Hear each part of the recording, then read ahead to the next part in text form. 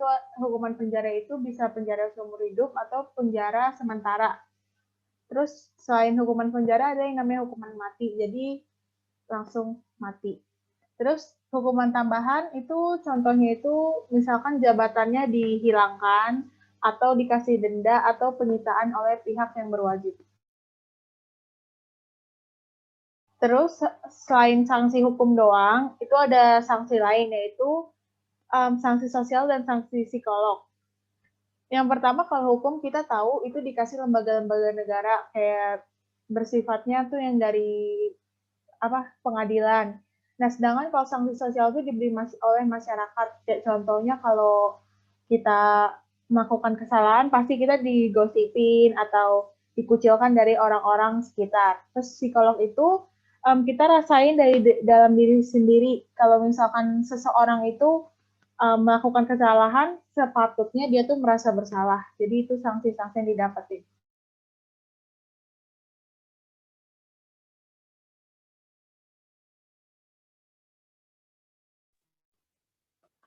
Nah, selanjutnya itu ada dinamika pelanggaran hukum. Nah, kali ini saya akan menjelaskan yang bagian partisipasi masyarakat dalam perlindungan dan penegakan hukum. Nah, asal ketaatan dan kepatuhan hukum yang berlaku. Nah, asal ketaatan dan kepatuhan hukum yang berlaku ini berasal dari konsep nyata yang ada dalam diri seseorang yang diwujudkan dalam perilaku yang sesuai dengan sistem hukum yang berlaku.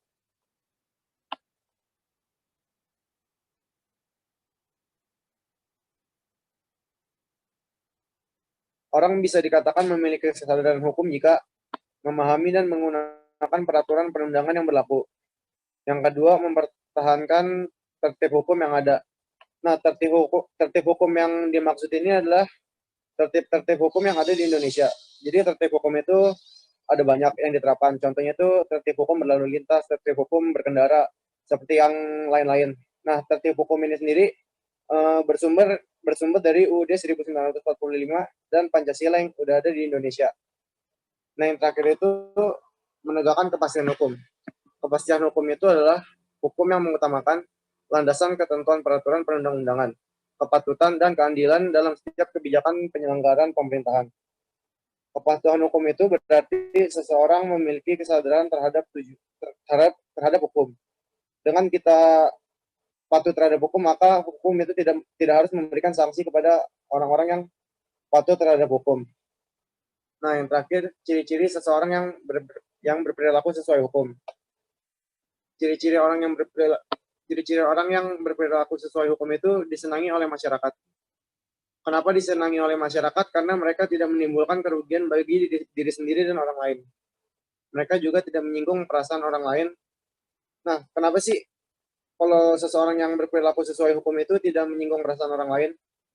Karena kalau kita berperilaku hukum, di dalam hukum itu ada hukum tingkah laku. Dengan kita menjaga tingkah laku, maka kita bisa menjaga perasaan orang lain. Yang keempat ada menciptakan keselarasan. Yang kelima mencerminkan sikap sadar hukum. Sikap sadar hukum yang dimaksud dalam sini itu sikap kita dalam melihat hukum.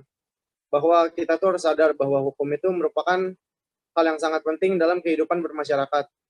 Hukum itu dibuat bertujuan untuk membatasi perilaku manusia dari tindakan-tindakan yang menyimpang. Yang terakhir ada mencerminkan kepatuhan terhadap hukum.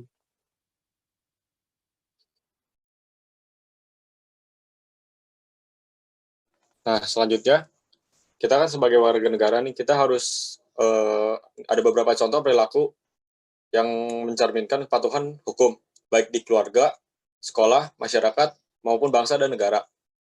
Nah, untuk keluarga, simpel aja. Kalau untuk menaati hukum di keluarga, kita harus menaati perintah orang tua, tepat waktu dalam beribadah. Untuk di sekolah, kita harus menaati peraturan-peraturan di sekolah, menghormati guru dan karyawan serta kepala sekolah, tidak mencontek, dan lain sebagainya. Kalau di masyarakat, kita harus mengakui keberadaan di masyarakat. Kita tinggal di masyarakat, kita harus hidup bersama masyarakat dan mematuhi aturan dan norma-norma yang berlaku di dalam masyarakat tersebut. Seperti kalau ada kegiatan di masyarakat, ronda malam, mengikuti, terus tidak melakukan kegiatan-kegiatan yang mengganggu masyarakat seperti dan lainnya. Yang terakhir, itu bangsa dan negara. Untuk bangsa dan negara itu, contohnya, kita memiliki KTP, memiliki SIM, dan membayar pajak, tepat waktu membayar pajak, dan seterusnya. Ada lagi, seperti taat berlalu lintas. Sekian, terima kasih.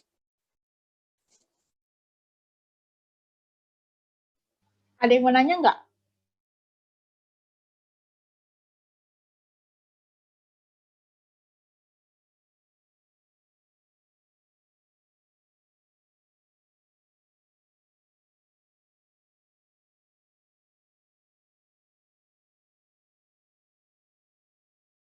Ada yang mau nanya nggak? Kalau nggak, kita udah.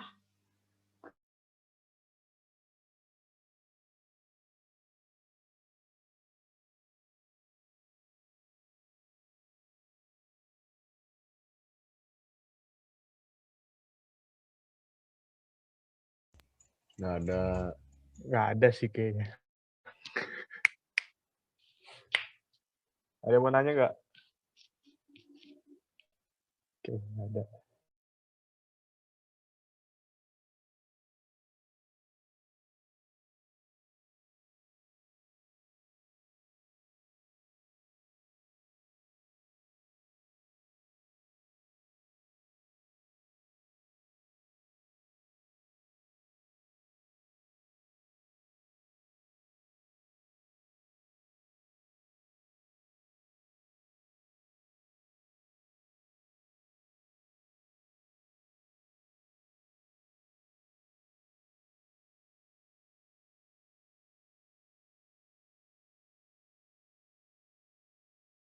Ada yang mau nanya nggak nih?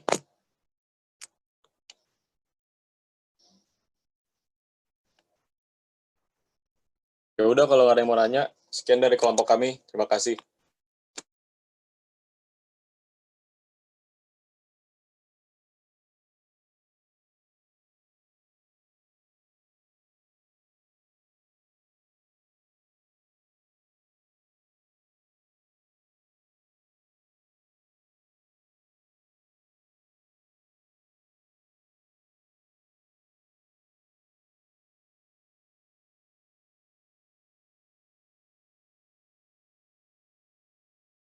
Udah, yang lain mungkin bisa ninggalin ruangan tahun Zoom ini.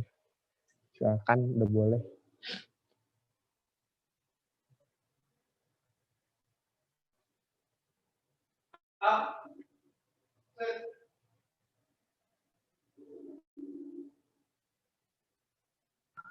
Gue mau nanya dong, Apa? gimana caranya Ada. agar norma itu bisa dipatuhi oleh masyarakat? Bagaimana caranya agar itu masyarakat? Udah, nggak ada lagi. Ada yang mau nanya lagi, Kak? Tahu gue, Siapa tuh? contoh sanksi norma sopan Pak. Hai, siapa tuh? Pero Vero. Oh, Vero. Apa, Ver? Apa, Ver?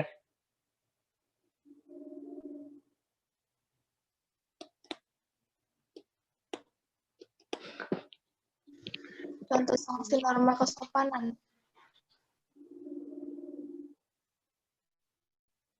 Lah, coba ketik lah.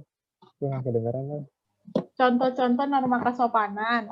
Oh, contohnya.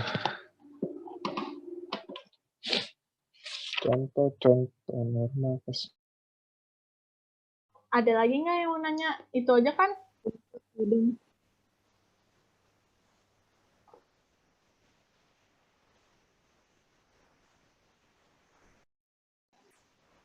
Gue nanya ya, Iya.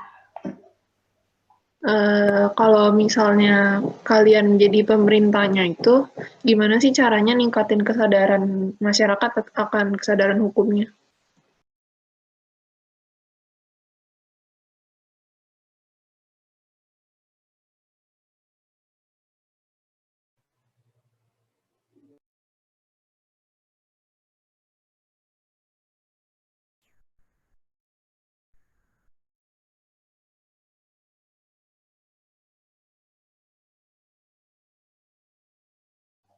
gue jawab pertanyaan Audrey ya. Tadi kan Audrey nanya, gimana sih cara biar normanya itu bisa dipatuhin sama masyarakat?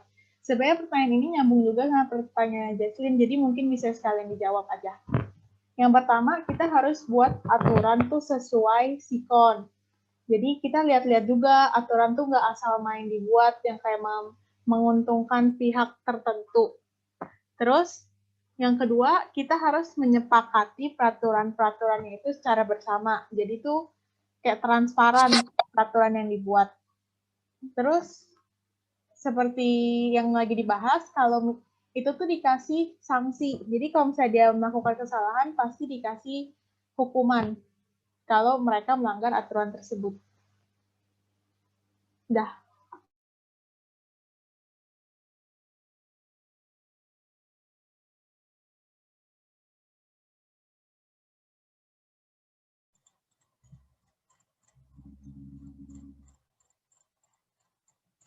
Tadi yang norma kesopanan dari Vero gue jawab ya.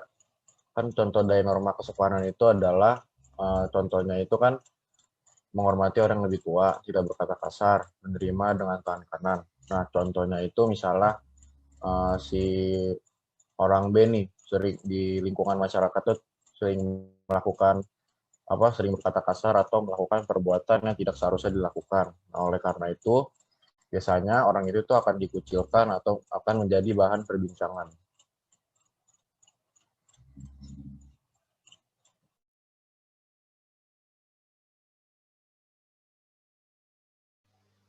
Udah kan? Kalau nggak ada yang nanya, udah selesai.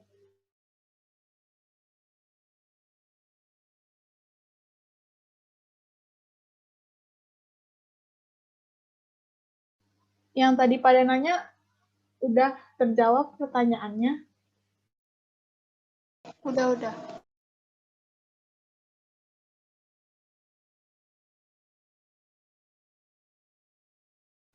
Berarti hari ini udah selesai. Silahkan kalian leave.